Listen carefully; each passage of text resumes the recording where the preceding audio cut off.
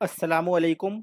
अल्हम्दुलिल्लाहि रब्बिल आलमीन वस्सलातु वस्सलामु अला मुहम्मदिन व अला आलिहि व सहबिहि अजमईन।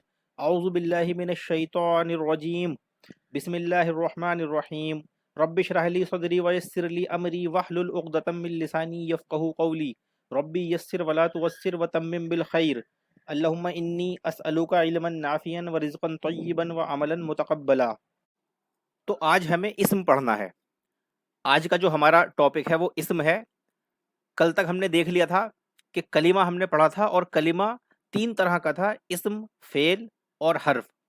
तो हमने तय किया था कि हम पहले इस्म पढ़ेंगे, उसके बाद फेल पढ़ेंगे और हर्फ जो है वो दरमियान में इन दोनों के साथ आता रहेगा।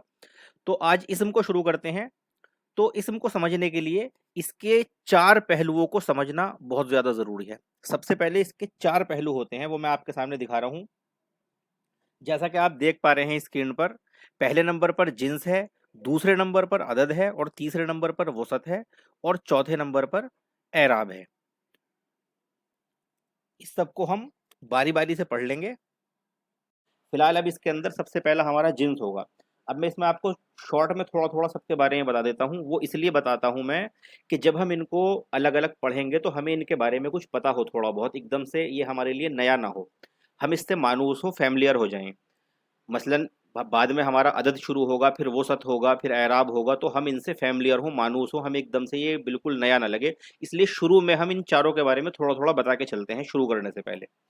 तो अब जिन्स मैं आपको बताऊं, हमें सिर्फ ये देखना है कि जिन्स जो है वो मुजक्कर है या मुअन्नस है। दो चीज़ें हमारे सामने हैं। इंग्लिश में तो चार होती हैं, न्यूट्रल जेंडर भी होता है मैस्कुलिन फेमिनिन के साथ, और न्यूट्रल जेंडर के अलावा एक और जेंडर होता है, कॉमन जेंडर होता है शायद। तो ये चार जेंडर इंग्लिश के अंदर होती हैं। लेकिन उर्दू के अंदर भी और हिंदी के अंदर भी और अरबी के अंदर भी जेंडर जो हैं वो दो ही होते हैं, एक मैस्कुलिन जेंडर, एक फेमिनिन जेंडर। जिसे हम मैस्कुलिन जेंडर को हम कहेंगे मुजक्कर, ये मुजक्कर। और इसके बाद हम जो कहेंगे फेमिनिन जेंडर को, वो कहेंगे मुअन्नस। जैसे मसलन मैं आपसे कहूँ कि भाई अ, एक हमारे यहाँ कुर्सी है मसलन, तो कुर्सी को क्या कहा जाएगा कि भाई कुर्सी रखी है या कुर्सी रखा है। भाई जाहिर है कुर्सी रखी है। और कलम, मेरा कलम या मेरी कलम, तो जाहिर है मेरा कलम। तो ये चीज़ें हालांकि हकीकत में इनका मुजक्कर मुअन्नस से कोई मतलब नहीं। हकीकी मुजक्कर मुअन्नस तो वो होगा जिनके अगेंस्ट में कोई, मुजक्कर के अगेंस्ट में कोई मुअन्नस भी हो, अगर हकीकी है तो।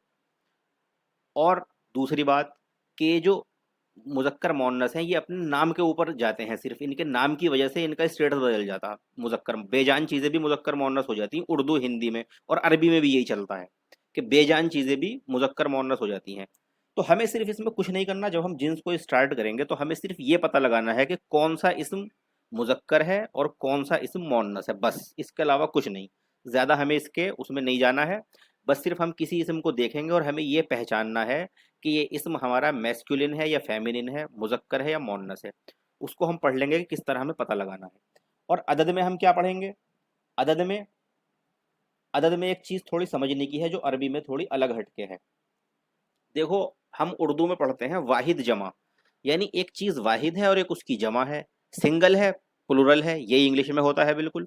और यही जो होता है हिंदी में होता है एक वचन, बहुवचन, यानी एक या एक से ज़्यादा।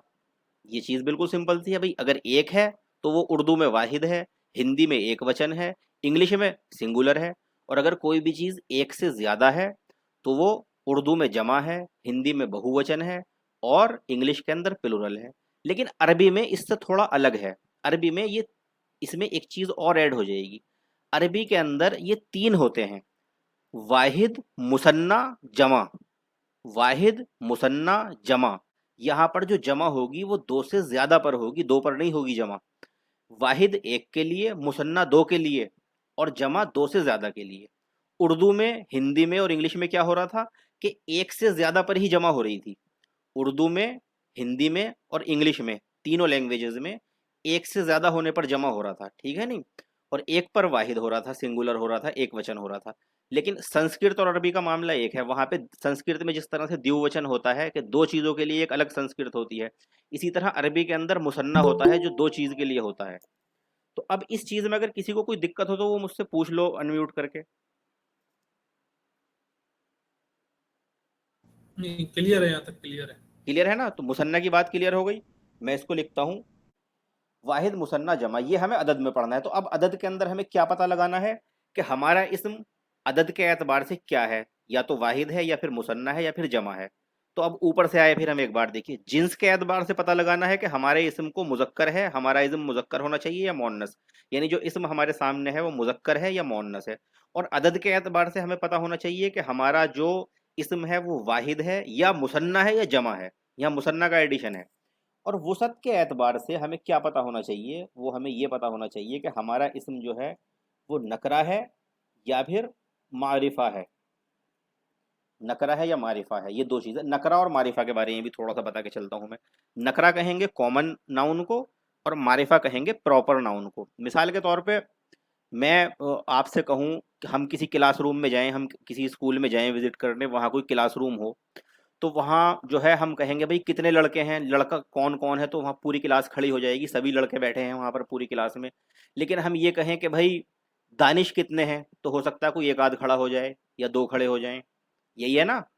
اگر میں کہوں کہ بھائی ہمارے انڈیا میں یا ہمارے دنیا میں کتنے شہر ہیں، تو بھائی ہزاروں لاکھوں شہر نکل کے آ جائیں گے، پتہ نہیں کتنے آ جائیں، گاؤں پتہ نہیں کتنے آ جائیں.